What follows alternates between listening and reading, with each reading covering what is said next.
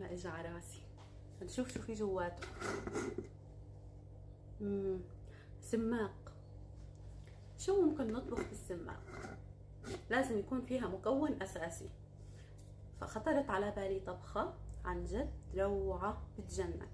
بس تابعوا الفيديو للأخير، وما تنسوا تكتبوا لي كومنت حلو كثير بيشبهكم، تعملوا مشاركة لفيديوهاتي لحتى صفحتي توصل لأكبر عدد ممكن من العالم. يلا نشوف شو بدنا نعمل بالسماق. يلا. بطنجرة على النار بدي كمية وفيرة من زيت الزيتون. طبعا زيت الزيتون كمان مكون أساسي بهالوصفة. بدي أضيف على زيت الزيتون هون دجاجي أنا شايلت للجلد ومقطعتها قطع صغيرة ومغسلتها كثير منيح، ورح أضيف عليهم كمان عودين قرفة وورق غار وقرنفل وفلفل أسود، ورح ضلني قلب الدجاج هون بالزيت لحتى الدجاج ياخذ اللون الذهبي.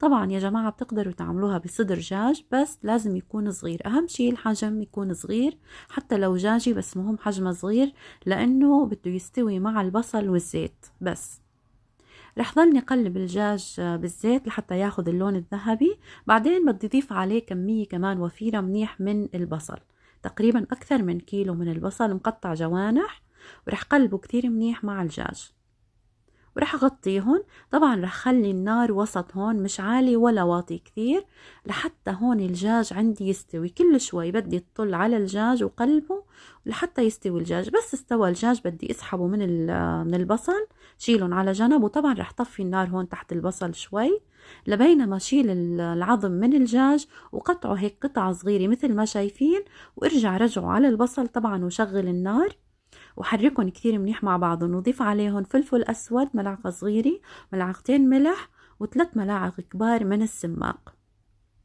طبعا هو السماق المكون الأساسي بهاي الأكلة، بتوقع عرفتوها. رح قلبهم كثير منيح مع بعضهم، وبعدين رح ضيف عليهم ملعقتين كبار كمان من دبس الرمان. دبس الرمان بيعطيهم نكهة كثير طيبة.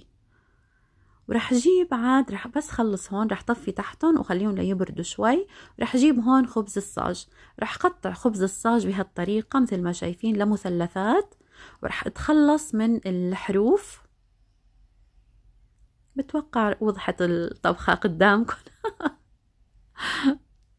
رح لف رولات مثل ما رح تشوفوا هلق بهاي الطريقة.